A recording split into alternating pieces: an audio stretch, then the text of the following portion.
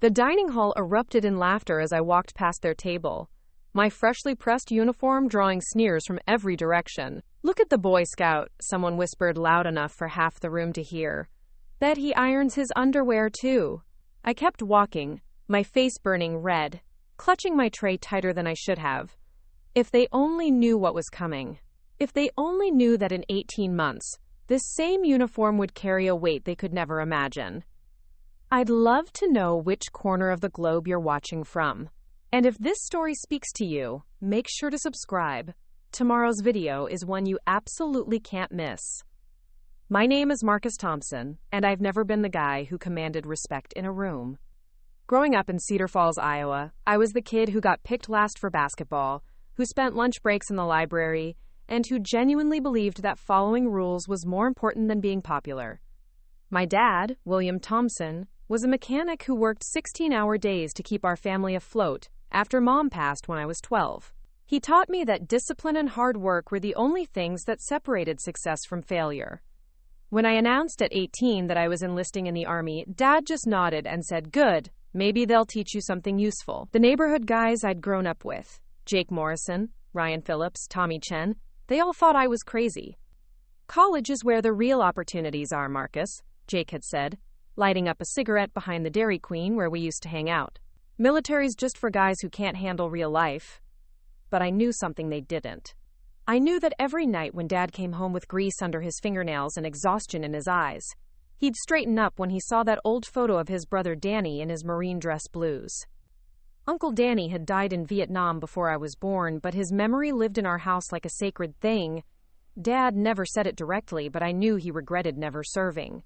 I wasn't going to carry that same regret. Basic training at Fort Leonard Wood, Missouri was exactly what I expected, and nothing like I imagined. The physical demands pushed me beyond limits I didn't know I had, but it was the mental game that really challenged me. While other recruits complained about the early mornings, the inspections, the seemingly endless attention to detail, I found myself thriving. When Drill Sergeant Rodriguez would inspect our bunks with a flashlight and ruler, finding microscopic flaws that meant push-ups for everyone, I was the guy making sure my corners were perfect the first time. "Thompson," Rodriguez barked one morning during week 6, "why are you making the rest of these maggots look bad?"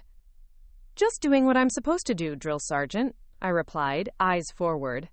He circled me like a predator. "You think you're special, don't you? Think all this spit and polish nonsense makes you better than your battle buddies?" "No, Drill Sergeant, I think attention to detail keeps people alive." The silence that followed was thick enough to cut. Rodriguez stared at me for what felt like an eternity before moving on to terrorize someone else. But I caught something in his eyes. Not approval exactly, but acknowledgement. After graduation, I was assigned to the 173rd Airborne Brigade Combat Team, stationed at Vicenza, Italy. The transition from the structured environment of basic training to actual military life was jarring. Suddenly, I was surrounded by seasoned soldiers who'd been deployed multiple times, who'd seen combat, who viewed rookies like me as liabilities waiting to happen. Staff Sergeant Kelly Patterson was my squad leader, a tough-as-nails woman from Detroit who'd done 3 tours in Afghanistan and had zero patience for what she called parade ground soldiers. On my first day, she looked at my perfectly aligned gear, my spotless uniform, my regulation haircut, and rolled her eyes so hard I thought they might fall out. "Great," she muttered to Corporal David Martinez, loud enough for me to hear, another one who thinks war is a dress rehearsal. The other soldiers in my unit, Specialists Amanda Foster, Robert Kim, and Michael Ward, had their own ways of letting me know I didn't fit in. When I'd spend extra time cleaning my weapon after training exercises, Foster would make comments about trying to impress the officers. When I'd wake up 15 minutes early to ensure my uniform was perfect, Kim would joke about me, quote, practicing for the parade nobody asked for. But it was the deployment orders that really changed everything. 3 months after arriving in Italy, we got word that our brigade was heading to Afghanistan's Kunar province, one of the most dangerous regions in the country. The jokes about my uniform stopped being funny real quick when everyone realized we'd be facing actual combat. The night before we shipped out, I called Dad from the base phone center. The connection was scratchy, but I could hear the pride in his voice when I told him about the deployment. "Your Uncle Danny would be proud," he said quietly. "You remember what I always told you about doing the right thing?" "Even when nobody's watching," I finished the familiar phrase. "Especially when nobody's watching, son. You bring yourself home safe, but you bring your honor home too." As I hung up the phone, I noticed Patterson standing nearby, probably waiting to use the phone herself. She'd obviously heard the conversation, but for once, she didn't have a sarcastic comment ready. Instead, she just nodded and said, "5 a.m. formation, Thompson. Make sure your gear's ready." The flight to Bagram Air Base was my first time leaving North America. As our transport plane descended through the mountains of Afghanistan, I pressed my face to the small window and tried to comprehend that this ancient, complicated landscape would be my home for the next 12 months. The base itself was a sprawling maze of concrete barriers, prefab buildings, and constant activity. Helicopters buzzed overhead like mechanical insects, and the air tasted of dust and diesel fuel. Our forward operating base in Kunar province was even more intense. FOB Chapman was essentially a small fortress, carved into a mountainside, surrounded by razor wire and guard towers. The landscape beyond our perimeter was breathtakingly beautiful and terrifyingly hostile. Jagged peaks that could hide enemy fighters, valleys that could become kill zones in seconds, and a local population that viewed American soldiers with a mixture of cautious cooperation and outright hostility. During our first week of patrols, I learned quickly that my obsession with proper uniform maintenance wasn't just about following regulations. It was about projecting strength and professionalism to both our allies and enemies. When we'd interact with Afghan National Army soldiers or village elders, I noticed how they responded differently to soldiers who looked sharp versus those who appeared sloppy or undisciplined. But my squad mates still didn't get it. After a particularly dusty patrol through the village of Ghaziabad, I spent an hour that evening cleaning my gear and preparing my uniform for the next day. Foster watched me work and shook her head. "Marcus, you know we're just going to get dirty again tomorrow, right? This isn't summer camp." Quote, "I know exactly where we are," I replied, not looking up from polishing my boots. "That's why this matters." Martinez laughed from his cot. "Man, you're going to burn out so fast trying to stay perfect out here. Just wait until the real action starts." The real action. They had no idea how ready I was for it, or how everything I'd learned about discipline, attention to detail, and doing things right the first time was about to be put to the ultimate test. As I finished preparing my gear that night, listening to the distant sound of generators and radio chatter, I had no way of knowing that within 2 weeks, everything would change. The uniform they mocked would be covered in blood and dirt, but it would also carry me through the most important 18 hours of my life. The mountains of Afghanistan don't care about your reputation, your background, or what people think of your pressed uniform. They only care about what you do when everything falls apart. The first real test came on a Tuesday morning that started like every other patrol day. Intelligence reports indicated Taliban fighters were moving weapons through the Korangal Valley, and our mission was to establish checkpoints along the main supply routes.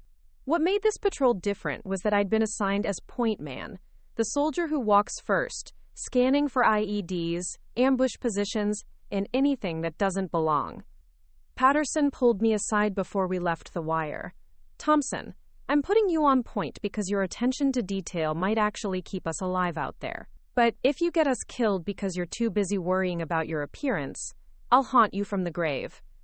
The irony wasn't lost on me. The same obsessive behavior they'd been mocking for months was now the reason I was leading our patrol through one of the most dangerous valleys in Afghanistan. We moved out at 0600 hours, 12 soldiers in full combat gear, each of us carrying enough ammunition and water to last the day. The morning air was crisp and thin, and our breath created small clouds as we descended from the relative safety of our hilltop outpost toward the valley floor. I maintained a steady pace, stopping every 100 meters to scan the terrain ahead through my rifle scope. Specialist Foster was directly behind me, serving as my backup observer. Despite her previous comments about my uniform standards, she developed a grudging respect for my methodical approach to everything military. "See anything unusual up there?" she whispered during one of our halts. I studied the ridgeline to our north, something nagging at the back of my mind. "There's a rock formation about 300 meters ahead that doesn't match the satellite photos from yesterday's briefing," I replied quietly. Could be natural erosion, could be a fighting position. She raised her own binoculars and studied the area. I don't see anything, but your eyes have been pretty reliable so far. We continued forward, but I couldn't shake the feeling that something was wrong. The valley was too quiet. No bird sounds, no insects, none of the ambient noise you'd expect in a living ecosystem. Even the wind seemed muted, as if nature itself was holding its breath. At 0847 hours, we reached our designated checkpoint position near a stone bridge that crossed a seasonal creek bed. The bridge was a strategic choke point. Any vehicle traffic moving through the valley had to pass this way, making it an ideal location for our operation. Patterson deployed the squad in a defensive perimeter while I continued scanning for threats. That's when I saw him. I'd love to know which corner of the globe you're watching from. And if this story speaks to you, make sure to subscribe. Tomorrow's video is one you absolutely can't miss. A flash of movement in the rocks above the bridge, maybe 400 meters to our northeast. Most soldiers would have dismissed it as a bird or a small animal, but something about the motion pattern was distinctly human. I raised my rifle and peered through the scope, adjusting the focus until the distant rocks came into sharp relief. There, a man in traditional Afghan clothing, but carrying what appeared to be a radio. He was positioned perfectly to observe our checkpoint and report our activities to hostile forces. Patterson, I called softly, never taking my eye off the scope. We've got a spotter on the ridge, northeast about 400 meters, behind the large boulder with the vertical crack. She moved to my position and followed my sight line with her own optics. I see him. Good catch, Thompson. Martinez, get on the radio and report enemy observation to base. But before Martinez could complete the transmission, the morning exploded into chaos. The first rocket-propelled grenade struck the ground 15 meters to our left, showering us with rocks and debris. The distinctive crack of Alaska 47 fire echoed from multiple positions, indicating we were facing a coordinated ambush from at least 3 different directions. Contact! Contact! Taking fire from multiple positions. Patterson's voice cut through the noise as we scrambled for cover behind the stone bridge. I found myself pressed against the cold stone, my heart hammering so hard I could feel it in my throat. This was it, the moment every soldier trains for, but hopes never comes. Real bullets were snapping overhead. Real explosives were detonating close enough to rattle my teeth. And real people were trying to kill me and my squad mates. Foster slid into position beside me, her face pale but determined. Where are they shooting from? I forced myself to think systematically, applying the same methodical approach I used for everything else. Primary fire is coming from the rocks where I spotted the observer. Secondary position is somewhere across the creek, probably in those trees. Third position. I paused, listening to the different sound signatures of the incoming fire. Third position is mobile, moving along the ridge to our south. Quote, the firefight that followed lasted 18 minutes, though it felt like hours. Our squad moved and fought as a coordinated unit, with each soldier playing their role in a deadly choreography we'd practiced countless times, but never performed under genuine life or death conditions. My job as point man had evolved into designated marksman, using my rifle scope to identify and engage enemy positions while the rest of the squad maneuvered for better angles of attack. The first Taliban fighter one-shot was the original spotter, a clean hit at 387 meters that immediately reduced the enemy's ability to coordinate their assault. Nice shot, Thompson, Kim shouted over the gunfire. These bastards picked the wrong checkpoint. But the fight was far from over. The Taliban had chosen their ambush position carefully, with multiple escape routes and overlapping fields of fire. What they hadn't counted on was running into a squad that had trained extensively in counter-ambush tactics and was led by soldiers who refused to panic under pressure. The turning point came when Ward spotted movement in a gully that would allow the enemy fighters to flank our position. Without being asked, I shifted my fire to cover his advance while he and Foster moved to block the flanking attempt. It was a textbook maneuver executed under the worst possible conditions, and it worked perfectly. By 0905 hours, the enemy fire had stopped. The sudden silence was almost as startling as the initial attack had been. We maintained our defensive positions for another 10 minutes, watching for signs of renewed contact, before Patterson gave the all-clear signal. "Casualties?" she called out. "Martinez took some shrapnel in his left arm, but he's mobile," Foster reported. "Everyone else is green." I realized I was shaking, not from fear, but from adrenaline slowly leaving my system. My uniform was covered in dust and had several small tears from flying debris, but I was alive, my squadmates were alive, and we'd successfully repelled a coordinated enemy attack. That afternoon, back at FOB Chapman, our debriefing revealed that we'd disrupted a significant Taliban operation. The fighters we'd engaged were part of a larger group planning to attack a convoy of humanitarian supplies scheduled to pass through the valley the following day. Our presence at the checkpoint had forced them to reveal their positions prematurely, ultimately saving the lives of dozens of Afghan civilians who would have been in that convoy. Captain James Sullivan, our company commander, pulled me aside after the formal debriefing. "Thompson, your performance today was exceptional. That initial spot of the enemy observer probably saved your entire squad from walking into a much more dangerous situation." "Just doing my job, sir," I replied, though internally I was processing everything that had happened. "Your squad leader tells me you've been getting some grief about your attention to uniform standards," Sullivan continued. "Want to know something? The same discipline that makes you press your uniform every morning is what made you spot that spotter when other soldiers would have missed him. Don't let anyone tell you that caring about details doesn't matter in combat." That evening, as I cleaned my weapon and prepared my gear for the next day's operations, Foster approached my bunk area. Her attitude toward me had shifted noticeably since the morning's firefight. "Hey, Marcus," she said, sitting on the edge of her own cot, "I owe you an apology. I've been giving you shit about being too focused on appearance and regulation stuff, but today that same focus saved our lives." I looked up from cleaning my rifle. "We all did our jobs today, Amanda. That's what matters." "No, it's more than that," she insisted. "You see things other people miss because you pay attention to everything. I used to think that was just weird perfectionism, but now I get it. You're not trying to impress anyone. You're trying to be ready for moments like today." As I settled into my sleeping bag that night, listening to the familiar sounds of a forward operating base after dark, I thought about how much had changed in just one day. The uniform that had made me a target for jokes was still the same uniform, but somehow everything about how people saw me wearing it had shifted. The mountains of Afghanistan had tested me for the first time, and I'd passed. But I had no idea that the real test was still coming. 3 weeks after the checkpoint ambush, I received news that would change everything. My father had suffered a massive heart attack while working late at the garage. The Red Cross message arrived on a Thursday morning, delivered by Chaplain Rodriguez, with the kind of gentle gravity that immediately tells you the world has shifted beneath your feet. "Your father is stable but critical," the chaplain explained as we sat in his small office filled with religious texts and family photos from soldiers around the world. "The doctors say the next 72 hours will be crucial. Your commanding officer has approved emergency leave."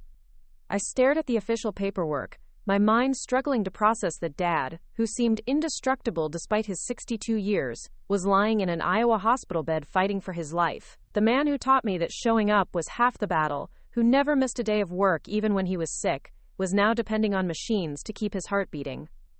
"I need to get home," I said, my voice sounding strange and distant to my own ears. "Transport to Bagram is leaving in 2 hours," Rodriguez replied. "Pack light, but pack everything you might need for an extended stay." The flight home was a blur of military transports, commercial airlines, and airport layovers that stretched across 3 time zones and 26 hours. I arrived at Cedar Falls General Hospital still wearing my combat uniform, carrying a single duffel bag, and running on maybe 4 hours of sleep in the past 2 days. Mom's sister, Aunt Helen, met me in the cardiac intensive care unit waiting room. She looked exhausted, her usually perfect hair disheveled and her eyes red from crying. When she saw me walking down the hospital corridor in my uniform, she broke down completely. "Marcus, thank God you're here," she sobbed, pulling me into a hug that smelled like hospital coffee and fear. "He's been asking for you constantly. The doctors say we should prepare for the worst." Dad looked smaller than I remembered, connected to more machines than I could count. His face was pale and drawn, but his eyes lit up when I entered the room. The steady beeping of monitors provided a mechanical soundtrack to what might be our final conversation. "There's my soldier," he whispered, his voice barely audible above the medical equipment. "Look at you in that uniform. Your Uncle Danny would be so proud." I pulled a chair close to his bed, careful not to disturb any of the tubes and wires keeping him alive. "How are you feeling, Dad?" He managed a weak smile. "Like I got hit by a truck, driven by an angry mechanic. But seeing you here, looking like a real soldier, that's better than any medicine they've got." We talked for hours over the next 2 days, covering 23 years of conversations we'd never had time for when I was growing up. He told me stories about his brother Danny, about the regrets he carried from not serving, about how proud he was that I'd chosen a different path than the one he'd taken. "You know what I love most about seeing you in that uniform?" he asked during one of our late-night talks. "It's not just that you're serving your country. It's that you're doing it right.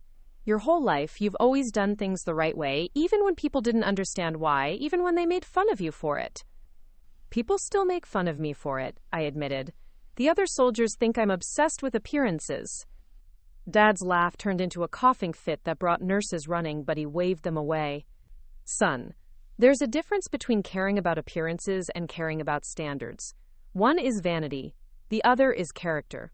Don't ever let anyone convince you that having standards is something to be ashamed of." On the third day, Dad's condition took a turn for the worse. His blood pressure dropped, his heart rhythm became irregular, and the doctors started using words like complications and preparing the family. I found myself in the hospital chapel at 3 a.m., still wearing the same uniform I'd traveled in, praying to a God I wasn't sure I believed in for just a little more time. That's where Sergeant Major Patricia Chen found me. Chen was the senior non-commissioned officer at the Army recruiting station where I'd first enlisted, and she'd driven 3 hours from Des Moines when she heard about Dad's condition. "Thompson," she said, sliding into the pew beside me, "how are you holding up?" "I don't know," I answered honestly. "Everything feels like it's falling apart." Chen studied my uniform, still crisp, despite 3 days of airport travel and hospital sitting. "You know, in my 24 years of service, I've seen thousands of soldiers deal with family emergencies. Most of them fall apart completely. They show up looking like they've been living in a dumpster, they can't think straight, they make poor decisions. But look at you." I glanced down at myself, suddenly self-conscious. "You've been through hell for 3 days, but you still look like a soldier. Your uniform is squared away, your bearing is professional, your thinking is clear. That's not because you're obsessed with appearances, son. That's because you understand that maintaining standards during the worst times of your life is what separates good soldiers from great ones." Dad stabilized that afternoon, not recovered. The doctors were clear that his heart had sustained permanent damage, but stable enough that I could return to Afghanistan knowing he wasn't going to die while I was gone. Before I left the hospital, he asked me to lean close so he could whisper something. "Promise me something, Marcus. When you get back over there, don't let anyone change who you are. The world needs more soldiers like you, not fewer." The flight back to Afghanistan gave me plenty of time to think about everything that had happened.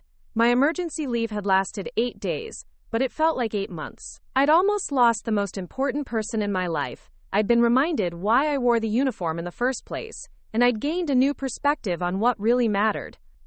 When I walked back into Fab Chapman, my squad mates greeted me with a mixture of relief and curiosity. Foster was the first to approach me as I dropped my gear in our sleeping area. "Marcus, how's your dad?" she asked, her voice softer than usual.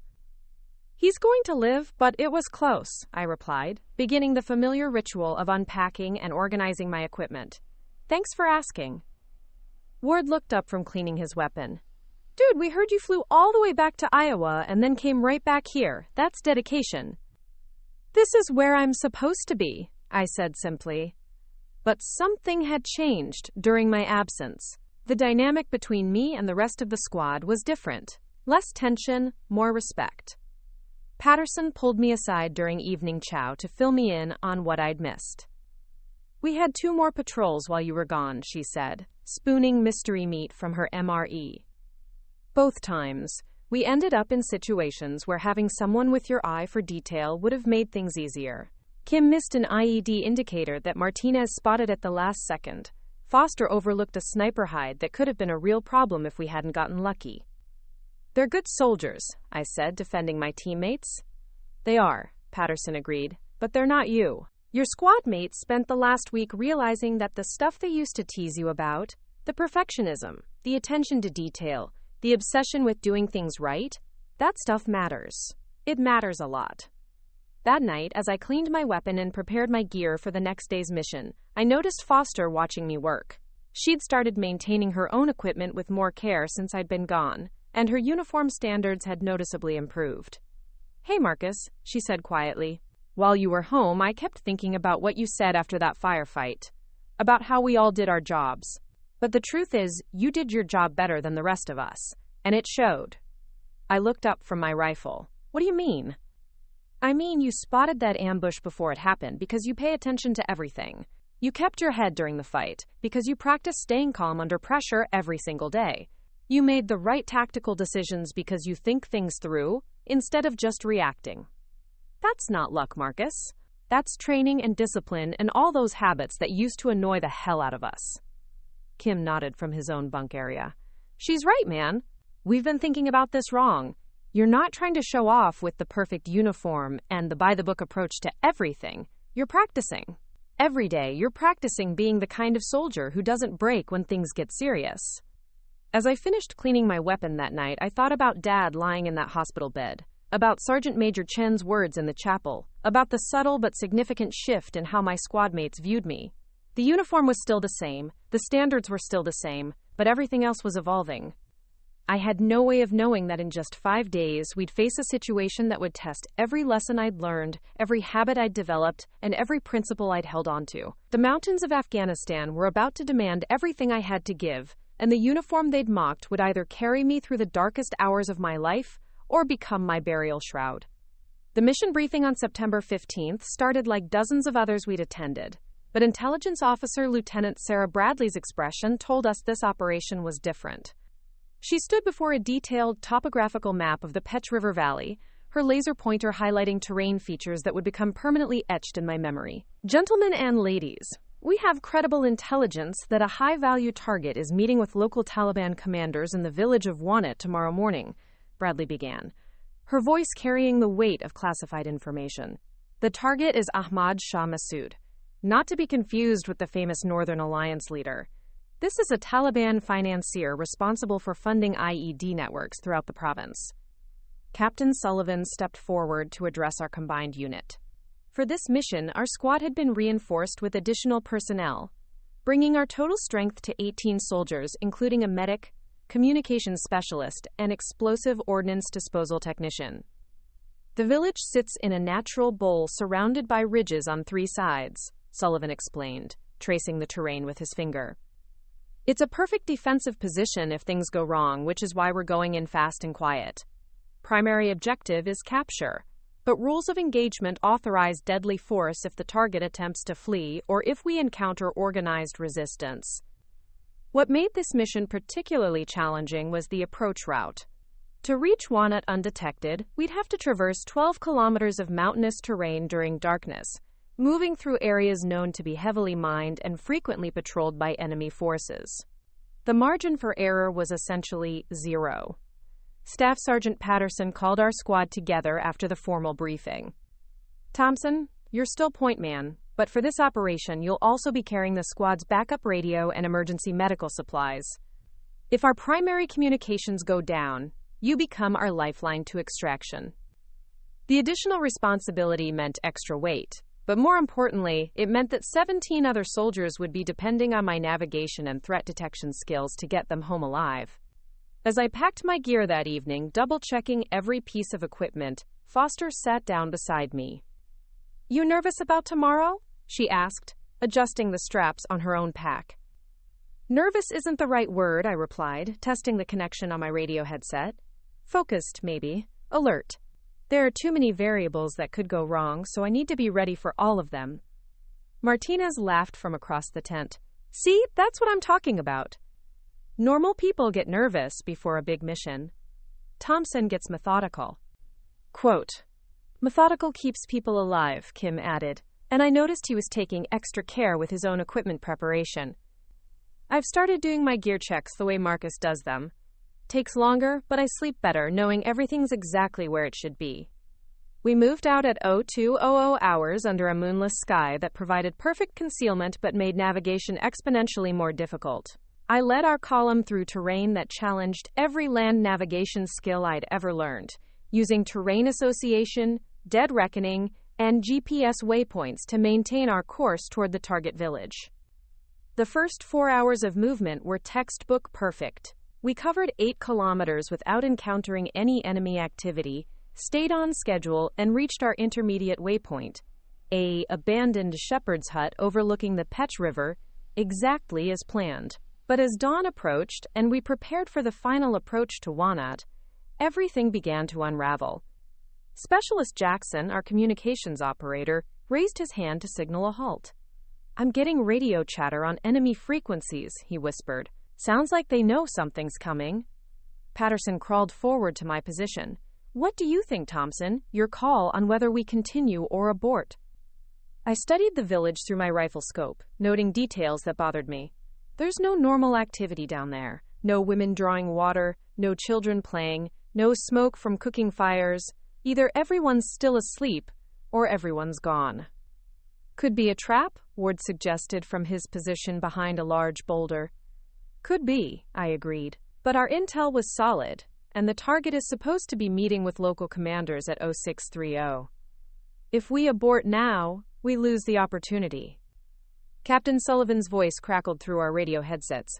"All call signs, this is actual. Intelligence reports enemy communications indicate possible compromise of mission security. All units proceed with extreme caution." We continued the approach, but every instinct I'd developed over months of combat operations was screaming that something was wrong. The village was too quiet, the terrain offered too many concealed positions for enemy fighters, and our extraction route would take us through a natural choke point that could become a killing field if we were pursued. At 0615 hours, we reached our assault position on the ridge overlooking Wanat. Through binoculars, I could see the target building, a 2-story stone structure that intelligence had identified as the meeting location. But I could also see something that hadn't been in our reconnaissance photos. "Patterson, look at the roof of the target building," I whispered, handing her my binoculars. "Tell me what you see." She studied the structure for several seconds before lowering the optics. "Fresh sandbags, radio antenna, fighting positions. This isn't a meeting location, it's a command post." The realization hit us simultaneously. We weren't walking into a simple capture mission. We were looking at a fortified position that could hold dozens of enemy fighters. The intelligence had been accurate about the location, but completely wrong about the nature of the target. "All units, this is Thompson," I transmitted on the squad frequency. "Recommend immediate abort. Target building shows signs of significant fortification and defensive preparation." But before Captain Sullivan could respond, the morning exploded into the largest firefight of my deployment. Machine gun fire erupted from multiple positions around the village, followed immediately by rocket-propelled grenades and mortar rounds that bracketed our position on the ridge. The Taliban hadn't just known we were coming, they'd prepared a coordinated ambush using our own assault plan against us. "Contact! Contact!" Taking heavy fire from multiple positions. Patterson's voice cut through the chaos as our squad scrambled for whatever cover the rocky terrain provided. I found myself behind a low stone wall with Foster and Kim, bullets snapping overhead close enough that I could feel the air displacement. The sound was deafening, a constant crackling of small arms fire punctuated by the deeper booms of explosives and the distinctive whistle of incoming mortar rounds. "We need to get off this ridge," Foster shouted over the gunfire. "They've got us zeroed." But moving meant exposing ourselves to enemy fire from the village below. We were trapped on high ground with limited cover, facing an enemy force that had clearly been expecting us and had prepared accordingly. That's when I noticed something that changed everything. Through the chaos and smoke, I spotted a group of enemy fighters moving along a goat trail that would allow them to flank our position from the east. If they reached that ridgeline, they'd have clear shots at our entire squad. "Patterson," I called out. "Enemy movement on the eastern approach. They're trying to flank us." She followed my line of sight and immediately understood the tactical situation. Thompson, take Kim and Ward. Stop that flanking movement. Everyone else, concentrate fire on the village positions. What happened next would replay in my mind for the rest of my life. Leading Kim and Ward down the ridge toward the approaching enemy fighters. Using terrain features for concealment. Engaging multiple targets at ranges that tested every marksmanship skill I'd ever learned. The firefight that followed lasted 47 minutes, though it felt like hours. By the time our Apache helicopter gunships arrived to provide close air support, we'd successfully repelled the flanking attack, called in accurate fire missions on enemy positions, and coordinated the extraction of 2 wounded soldiers from exposed positions under direct enemy fire. When the shooting finally stopped and the valley fell silent except for the sound of rotor wash from our extraction helicopters, I found myself sitting on a boulder, my uniform torn and stained with dirt and blood that wasn't mine, trying to process everything that had happened. Captain Sullivan approached me as medics worked on Martinez, who'd taken shrapnel in his leg during the final enemy barrage. Thompson, your actions today probably saved this entire operation from becoming a disaster. That flanking movement you spotted and stopped could have overrun our position. I looked around at my squad mates, tired, dirty, but alive, and realized that everything had changed again. The uniform that had once been a source of mockery was now something different entirely. It had carried me through the worst fight of my life, and more importantly, it had helped me carry my fellow soldiers through it as well. But I had no idea that the real recognition was still to come. The investigation began 3 days after the Wanet operation, though I didn't know about it until weeks later. While I was focused on helping Martinez recover from his leg wounds and preparing for our next mission, military investigators were conducting detailed interviews with every soldier who'd participated in the firefight. Lieutenant Colonel Rebecca Stone arrived at FOB Chapman on a Tuesday morning, carrying a briefcase full of classified documents and the kind of serious expression that makes everyone nervous. She was from the Army's Awards and Decorations branch, though nobody told us that initially. Private First Class Thompson, she said, finding me in the motor pool where I was performing maintenance on our squad's vehicle.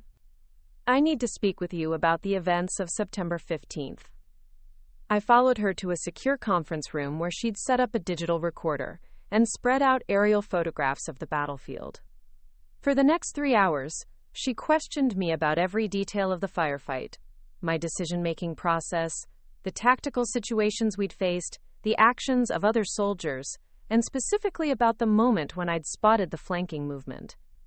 Walk me through your thought process when you identified the enemy fighters on the eastern approach, Stone said, pointing to the relevant terrain feature on the photographs. I was scanning our perimeter for threats when I noticed movement that didn't match the natural patterns of the environment, I explained. The way they were moving, the spacing between individuals, the direction of travel, it all indicated a coordinated military movement rather than civilians or random activity. And your response? I alerted Staff Sergeant Patterson immediately, then requested permission to intercept the threat with 2 other soldiers. Stone made notes on a legal pad. According to witness statements, you led Kim and Ward approximately 200 meters down the ridge under direct enemy fire, engaged multiple hostile fighters, and successfully prevented them from overrunning your squad's position. We all did our jobs, ma'am. It was a team effort. She looked up from her notes. Thompson. In my 15 years of investigating combat actions, I've learned to distinguish between soldiers who do their jobs and soldiers who do something extraordinary. What you did that day falls into the second category. The interview continued for another hour, covering technical details about weapons used, distances involved, and the tactical significance of preventing the flanking maneuver. When it was over, Stone packed up her materials without explaining the purpose of her investigation. 2 weeks later, Captain Sullivan called me to his office. Thompson, I need you to understand that what I'm about to tell you is strictly confidential until further notice. He handed me an official document with more stamps and signatures than I'd ever seen on a single piece of paper. At the top, in bold letters, were the words, "Recommendation for Medal of Honor." Sir, I don't understand, I said, my hands shaking as I tried to read the formal language describing actions that seemed too heroic to be about me. Your actions during the Wanted operation are being reviewed for the Medal of Honor, Sullivan explained. Lieutenant Colonel Stone's investigation concluded that your individual heroism and tactical decisions prevented what could have been a catastrophic loss of American lives. The Medal of Honor. I'd grown up hearing stories about recipients like Audie Murphy and Alvin York, larger-than-life figures who'd performed impossible acts of courage under impossible circumstances. The idea that my name might be mentioned in the same conversation seemed surreal. The process will take several months, Sullivan continued. There will be more interviews, medical evaluations, background investigations, and review by multiple levels of command. But Thompson, I want you to know that everyone who was on that ridge believes you earned this recognition. The news remained classified for security reasons, but word began to spread through the base in the way that significant information always does in a military environment. Soldiers started treating me differently, not with the casual familiarity of a fellow grunt, but with a respect that made me uncomfortable. Foster was the first to confront me directly. "Is it true about the Medal of Honor?" she asked one evening as we prepared for another patrol. "I can't talk about it," I replied, which was answer enough. "Marcus, do you understand what this means? You're going to be famous. They'll probably make you a poster boy for recruitment. Your life is about to change completely." She was right, though I couldn't fully comprehend the implications at the time. The Medal of Honor isn't just military recognition. It's a transformation that affects every aspect of a recipient's existence. 3 months later, I received orders transferring me back to the United States for what the paperwork described as administrative processing. The real reason was that the Pentagon had approved my Medal of Honor recommendation, and preparations were beginning for the formal ceremony. The flight home was different from my emergency leave. This time, I wasn't rushing to a hospital bed and an uncertain outcome. I was returning to a new reality where my actions in Afghanistan had earned me the nation's highest military decoration. Dad met me at the airport in Des Moines, looking healthier than he had since his heart attack. His eyes filled with tears when he saw me walking through the terminal in my dress uniform, and for the first time in my life, I saw him struggle to find words. "Son," he finally said, pulling me into a hug that lasted longer than any we'd shared since childhood. "I always knew you were special, but this is beyond anything I ever imagined." The formal ceremony took place at the White House on a crisp December morning. President Biden himself would present the medal in a ceremony that would be broadcast live and attended by congressional leaders, military officials, and family members from across the country. The night before the ceremony, I stood in my hotel room looking at the dress blue uniform I'd wear for the presentation.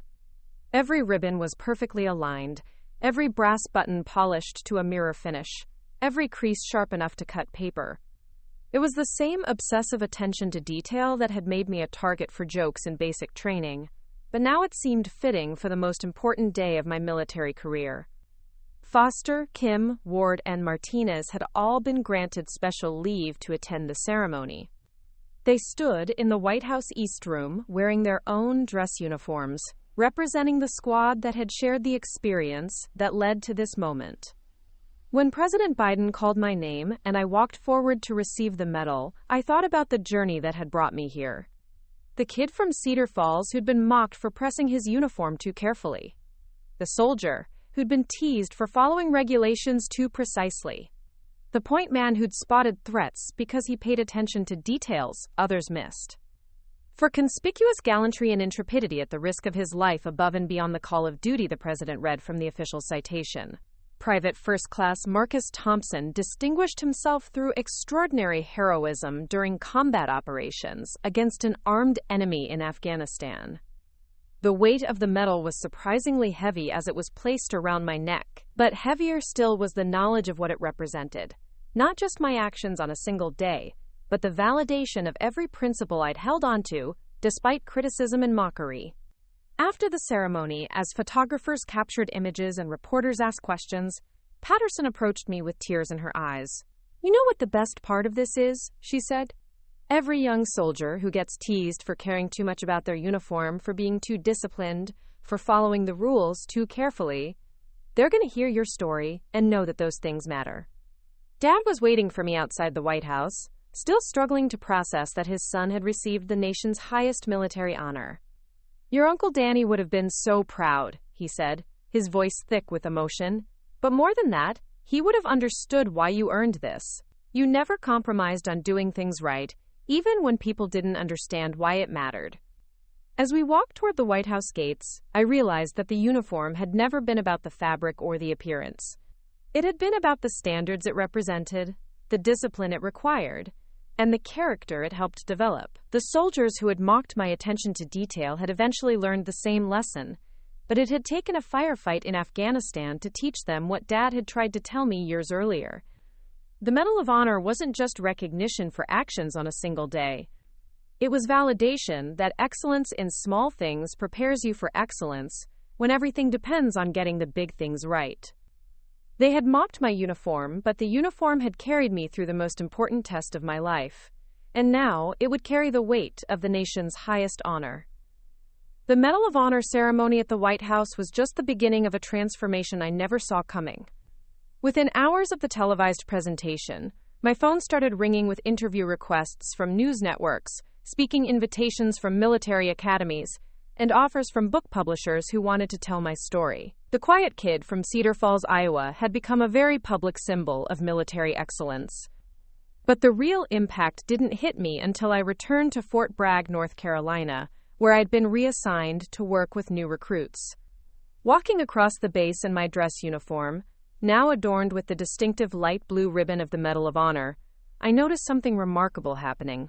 Young soldiers would stop what they were doing, straighten their posture, and ensure their own uniforms were properly squared away when they saw me approaching. Sergeant First Class Jennifer Walsh, my new supervisor at the Training and Doctrine Command, explained what I was witnessing during my first week at Bragg. "Thompson, you've become something these recruits have never seen before.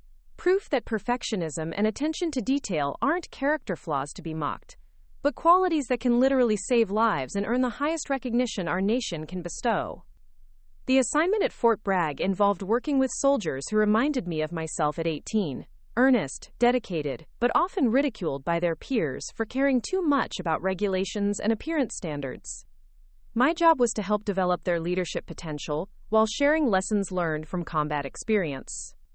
Private Daniel Chen was one of the first soldiers I worked with extensively. He'd been having problems with his squad because of his meticulous approach to equipment maintenance and uniform standards. His squad leader, Staff Sergeant Robert Jackson, had requested help dealing with what he called a recruit who thinks he's already a general. "Private Chen," I said during our first one-on-one counseling session, "tell me about your approach to military standards." "Sir, I believe that if something is worth doing, it's worth doing correctly," he replied, his uniform immaculate despite having completed a morning of field training exercises. "But my squad mates think I'm trying to show them up or impress the instructors." I smiled, recognizing the familiar frustration. "Have they been giving you nicknames? Making jokes about your attention to detail?" "They call me Inspector Chen and the Perfectionist," he admitted. "Yesterday, someone left a note on my bunk suggesting I join the Honor Guard instead of trying to be an infantry soldier. Let me tell you something, Private Chen. 3 years ago, my squad mates were making similar jokes about my uniform standards. They thought I was obsessed with appearances, that I was trying to be better than everyone else.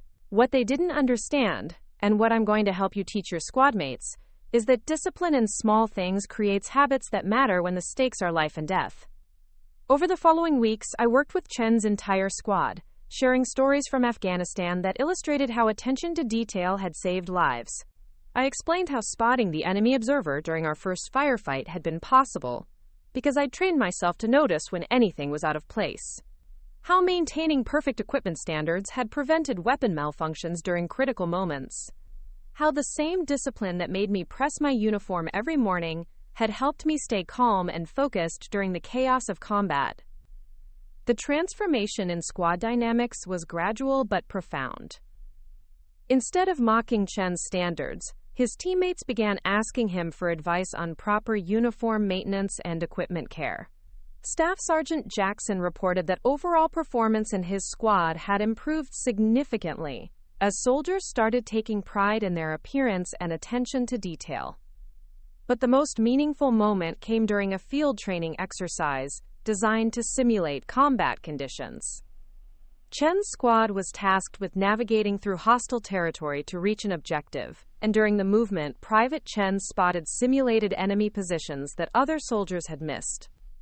His careful observation and methodical approach to scanning terrain, the same qualities that had made him a target for jokes, prevented his squad from walking into an ambush scenario.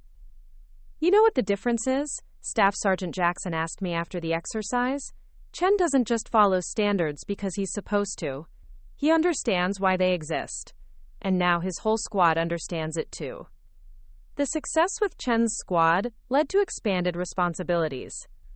Within 6 months, I was traveling to military bases across the country, speaking to groups of soldiers about the connection between daily discipline and combat effectiveness.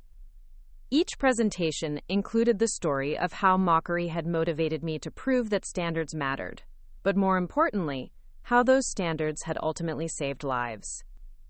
At Fort Leonard Wood, where I'd completed my own basic training, I addressed a group of drill sergeants who were struggling with recruits who seemed more interested in cutting corners than maintaining standards. The irony wasn't lost on me. I was now teaching the same lessons that Drill Sergeant Rodriguez had tried to instill in me years earlier. "The challenge you're facing," I told the assembled drill sergeants, "isn't that today's recruits are fundamentally different from previous generations. It's that they haven't yet experienced a situation where perfect attention to detail was the difference between success and failure, between life and death." I shared specific examples from Afghanistan, explaining how the habit of checking and double-checking equipment had prevented weapon malfunctions during firefights, how the discipline of maintaining perfect uniform standards had translated into the mental toughness needed to stay focused during extended combat operations, how the seemingly obsessive attention to small details had created the mindset necessary to spot threats that could have killed my entire squad. One drill sergeant, Master Sergeant Lisa Rodriguez, no relation to my old drill sergeant, raised her hand during the question period. "Sir, how do you convince recruits that this stuff matters when they've never been in a situation where it actually mattered?" "You tell them stories," I replied. "You share examples. But most importantly, you help them understand that they're not just learning to be soldiers. They're developing the kind of character that performs under pressure, regardless of the situation they face in life." The speaking engagements led to an invitation that changed my perspective entirely. The Department of Defense asked me to participate in a program designed to address military suicide prevention and mental health awareness. The connection wasn't immediately obvious, but as I learned more about the program's goals, I began to understand the relationship between military standards and psychological resilience. Dr. Amanda Foster, not the same Foster from my squad, but a military psychologist with extensive combat experience, explained the research during our first planning meeting. Soldiers who maintain high personal standards and take pride in their appearance and performance show significantly better psychological resilience during stressful situations. It's not about vanity or perfectionism. It's about developing the mental discipline to maintain control when everything around them is chaotic. The suicide prevention presentations were more challenging than any military training I'd ever conducted. Speaking to soldiers who were struggling with depression, PTSD, and thoughts of self-harm required a completely different approach than teaching tactical skills or military history. "I'm not here to tell you that polishing your boots will cure depression," I would begin each presentation. "But I am here to share how maintaining standards, even small ones, can be part of building the mental strength to get through the worst days of your life." I talked about my father's heart attack, about the helplessness I'd felt sitting in that hospital waiting room, about how maintaining my military bearing and appearance standards had helped me stay functional during one of the most emotionally devastating periods of my life. I explained how the discipline of taking care of my uniform and equipment had provided structure and purpose when everything else seemed to be falling apart. The response from soldiers dealing with mental health challenges was overwhelming. Many approached me after presentations to share their own stories of how small acts of self-discipline had helped them through dark periods. Others requested guidance on developing daily routines that could provide stability during difficult times. Specialist Maria Santos, a combat medic dealing with severe PTSD from her deployment to Iraq, stayed after one presentation to speak with me privately. "Sir, I've been struggling with getting out of bed in the morning. let alone maintaining any kind of standards. But listening to you talk about how taking care of your uniform helped you take care of yourself, that makes sense to me. Start small, I advised her. Pick one thing. Maybe just making your bed every morning or ensuring your uniform is properly prepared the night before. Use that as an anchor point for building other positive habits. 6 months later, Specialist Santos sent me a letter describing how developing a morning routine centered around proper uniform preparation had become a crucial part of her recovery process. It sounds ridiculous, she wrote, but knowing that I can accomplish something perfectly, even if it's just getting my uniform squared away, gives me confidence that I can handle other challenges throughout the day. These experiences with mental health advocacy led to the most unexpected opportunity of my military career. The Secretary of the Army personally requested that I serve as a special advisor on military culture and standards, working directly with senior leadership to address declining retention rates and morale issues across the force. The position required me to travel extensively, visiting units that were experiencing problems with discipline, performance, or unit cohesion. In many cases, the underlying issues were remarkably similar to what I'd experienced with my original squad in Afghanistan. Soldiers who viewed military standards as unnecessary harassment rather than essential preparation for serious responsibilities. At Fort Hood, Texas, I worked with a company that had been experiencing significant disciplinary problems. The unit's commanding officer, Captain Michael Thompson, no relation despite the shared surname, had requested assistance after multiple incidents involving soldiers who seemed to have no investment in military standards or unit performance. Sir, my soldiers act like basic military courtesy and appearance standards are optional suggestions, Captain Thompson explained during our initial meeting. They show up to formation looking like they got dressed in the dark, they don't take care of their equipment, and they seem to think that good enough is actually good enough. I spent a week with his company, observing daily operations and speaking informally with soldiers about their attitudes toward military service. What I discovered was a unit full of capable individuals who had never been taught why standards mattered beyond avoiding punishment from supervisors. The transformation process took several months, but it followed the same pattern I'd learned from working with Chen's squad in the mental health presentations. Instead of simply enforcing standards through punishment, we focused on education and mentorship. Soldiers learned about the historical significance of military traditions, the practical applications of discipline under stress, and most importantly, how taking pride in their appearance and performance could translate into success in all areas of their lives. Sergeant First Class Kevin Ward, one of the unit's squad leaders who had initially been skeptical of the program, became one of its strongest advocates. I used to think all this uniform stuff was just the Army's way of keeping us busy, he admitted during a company formation 6 months into the program. But watching how our soldiers have changed, not just how they look, but how they perform, how they work together, how they take care of each other, it's made me understand what Medal of Honor recipients like Sergeant Thompson have been trying to tell us. Quote, "The success at Fort Hood led to similar programs at bases across the Army, each tailored to address specific unit challenges while maintaining the core message about the connection between personal standards and professional excellence. What emerged was a comprehensive approach to military leadership development that emphasized character building alongside tactical training. But perhaps the most significant moment in this phase of my career came during a visit to Fort Leonard Wood, where I was invited to address the same auditorium where I'd attended my first military briefing as an 18-year-old recruit. Standing at the podium, looking out at hundreds of young soldiers who reminded me of my younger self, I realized how far the journey had taken me. 5 years ago, I was sitting where you're sitting now, I began, getting mocked by my fellow soldiers for caring too much about my uniform, for following regulations too carefully, for taking military standards too seriously. Those soldiers weren't bad people. They just hadn't learned yet that excellence is a habit, not an accident. I told them about Afghanistan, about the firefights and the lives saved, about the moment when the same uniform that had made me a target for jokes carried me through the most important test of my life.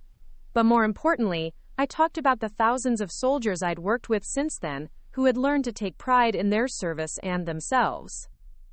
The uniform you're wearing isn't just clothing, I concluded. It's a symbol of your commitment to something larger than yourself. When you take care of it, You're practicing taking care of the things and people that matter. When you wear it with pride, you're preparing to perform with excellence, when excellence is the only thing that matters. As I walked off the stage that day, past the same walls where Drill Sergeant Rodriguez had first taught me about military bearing, I thought about the incredible journey that had brought me to this point. The kid who had been mocked for pressing his uniform too carefully had become a voice for the very standards that had once made him a target. The Medal of Honor around my neck was more than personal recognition. It had become a platform for teaching lessons that extended far beyond military service. Discipline, attention to detail, commitment to excellence. These weren't just military virtues, but life skills that could help anyone achieve their full potential. That evening, I called Dad from my hotel room to tell him about the day's presentation. His health had continued to improve since his heart attack, and he'd become my most enthusiastic supporter as my role in the Army had evolved. "Marcus," he said, his voice still carrying the same pride I'd heard at the White House ceremony, "your Uncle Danny would be amazed to see what you've accomplished. Not just the medal, but what you've done with it. You've taken the values he died defending, and you're teaching them to a new generation."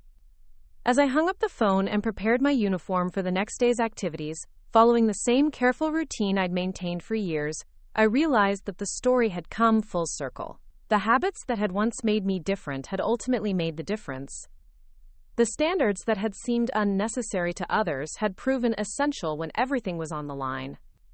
They had mocked my uniform, questioned my dedication to detail, and dismissed my commitment to excellence. But in the end, those very qualities had not only saved lives and earned recognition, they had become the foundation for a career dedicated to helping others discover their own potential for greatness. The medal was heavy around my neck, but the knowledge that thousands of soldiers were now taking pride in their service because of lessons learned from my experience, that was a weight I was honored to carry. Looking for more? We've got 2 amazing stories ready for you right on screen. If this one touched you, these are absolutely worth your time. Click to watch them now. And hey, subscribe and hit that bell to never miss our latest uploads.